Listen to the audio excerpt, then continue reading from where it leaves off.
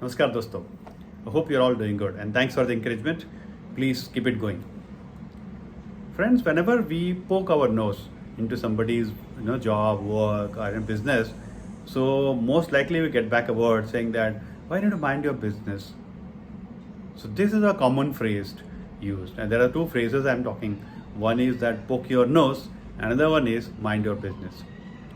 So mind your business is today's phrase. I'd like to tell you more about that, and you will really appreciate the origin, the usage, and how it can be used effectively.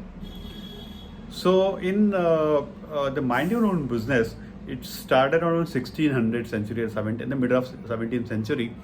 One of the famous author, philosopher by name Mr. Franklin Bacon. So he is the one who used this phrase. He is very famous for giving some good phrases. Like for example, all the glitters are not gold, knowledge is power. And likewise, he has given very different phrases. And one of the phrase attributes to him in 17th century talks about mind your own business.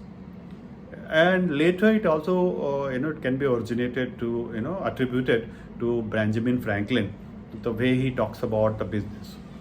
In later part of the centuries, when the business started growing and the business type of thing getting used to it, the people started getting used to this phrase mind your own business, to give indication that just don't get into interfere with us what we are doing it. Instead, just mind your own business means do your things better than what you're doing. So it can be used in this way. In later around 19th century or even in the middle of 1930s, during that period, in England, as you know, it's very cold place, and there are only fireplaces will be there, and there are ladies used to be sitting there, and they used to make some candle with a wax, and that's how one of the phrase came in. When you're sitting in near the fire and the wax get melted, so the ladies used to tell, mind your beeswax. So then the word started getting very used often, and mind your business. And of late, one of the acronym used is MYOB.